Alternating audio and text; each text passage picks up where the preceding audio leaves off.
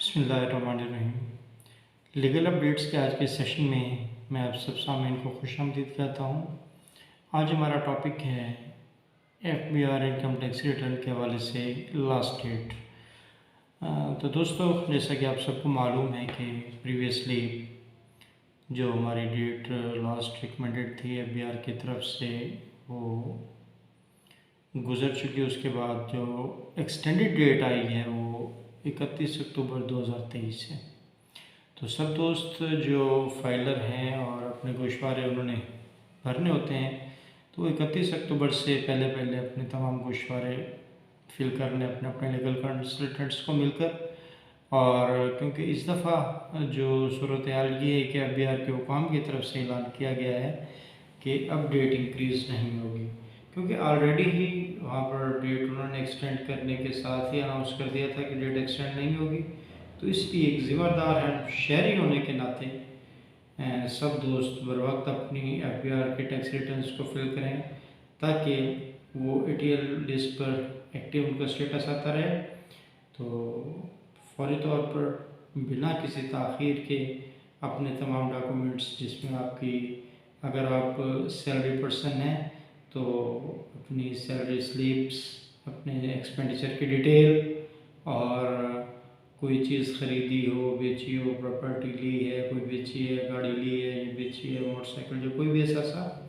آپ کا اگر موو ہوا ہے، لیا ہے یا بیچا ہے تو اس کے پروف کے ساتھ اپنے لیگل کنسلٹنٹ سے فوری طور پہ مل کر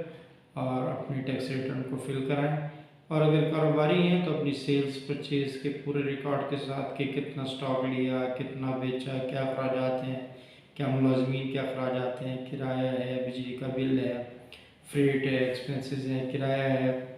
بروکریج ہے، اور کسی بھی مد میں جو بھی ایکسپنسز ہوئے ہیں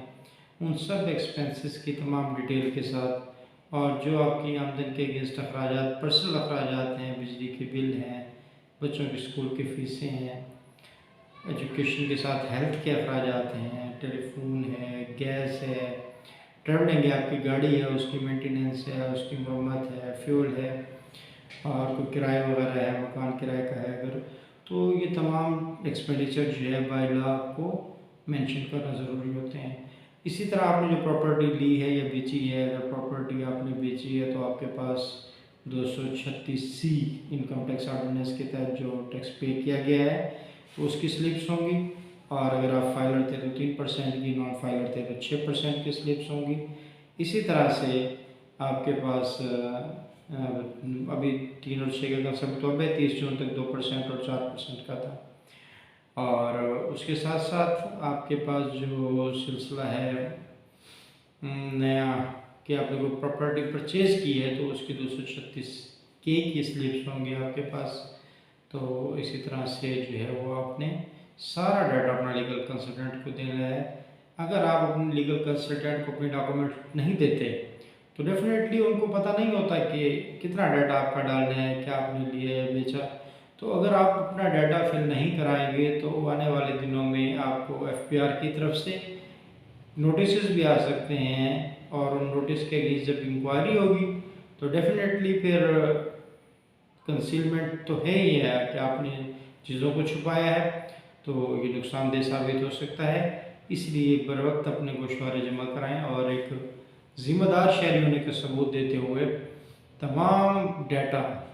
سیلز، پرچیز، ایکسپینڈیچر، ETC، تمام اثاثہ جات، ہاں اگر کوئی آپ کو اثاثہ وراثت کے ذریعے بھی آئے تو بھی مینشن کرائیں کہ جو آپ کے پیرنٹس کی طرف سے آپ کو آیا تو اس کو مینشن کرا دیں کہ وراثت کا انتقال ہو گیا ہے، اور جو پراپرٹی آپ نے دی ہے اس کو بھی مینشن کرائیں۔ تو اس طرح سے کوئی بھی لکونہ نہیں رہنا چاہیے تاکہ کل کو آپ کو کوئی پرابلم نہ ہو سکے۔